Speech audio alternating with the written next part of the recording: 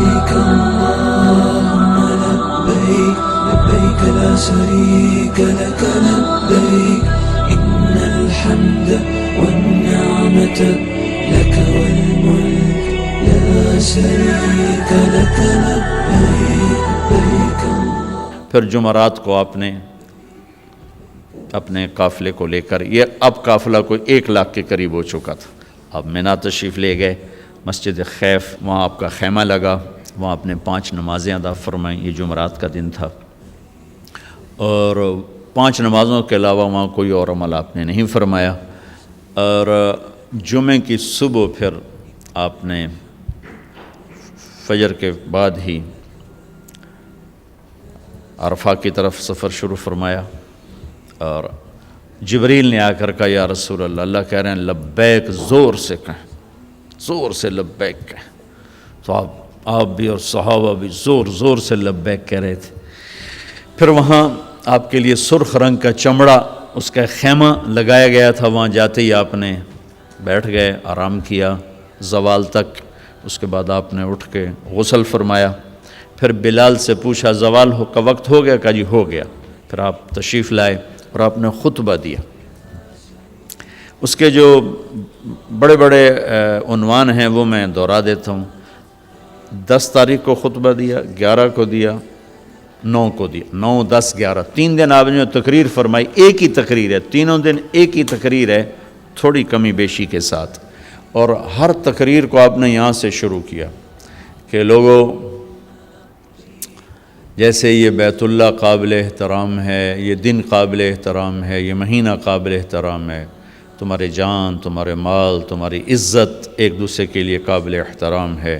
کسی کی جان کے دشمن نہ بننا، کسی کے مال کے دشمن نہ بننا، کسی کی عزت اور آبرو کے دشمن نہ بننا. حقوق العباد پر ہی یہ سارا خطبہ مشتمل ہے، عبادات کا اس میں کوئی ذکر نہیں آیا ہے.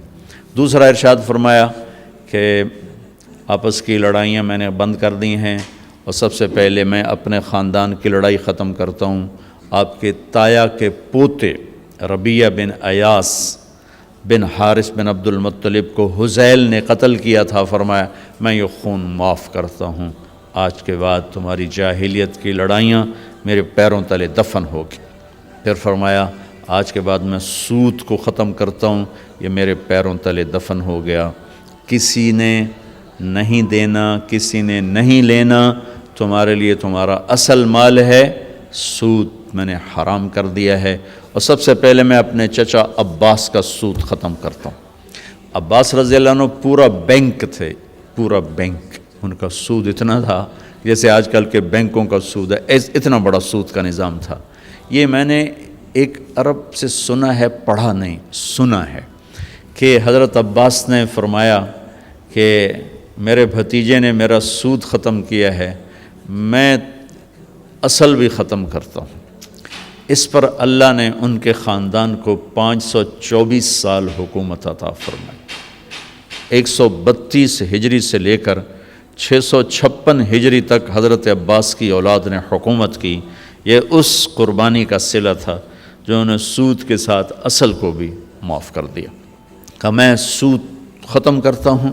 اس کے بعد آپ نے ارشاد فرمایا کہ میں عورتوں کے بارے میں تمہیں خاص طور پہ نصیحت کرتا ہوں، وصیت کرتا ہوں کہ اللہ نے ان کو کمزور بنایا ہے، ان پر زیادتی نہ کرنا، ان پر ظلم نہ کرنا، انہیں ذلیل و خوار نہ کرنا. ایک بول پر اپنی عزت تمہارے حوالے کر دیتی ہیں، ساری زندگی تمہارے در پہ گزار دیتی ہیں، تو ان کے ساتھ برا سلوک نہ کرنا، ان کے ساتھ بدتمیزی نہ کرنا. اس کو خاص طور پہ اپنے ارشاد فرمایا.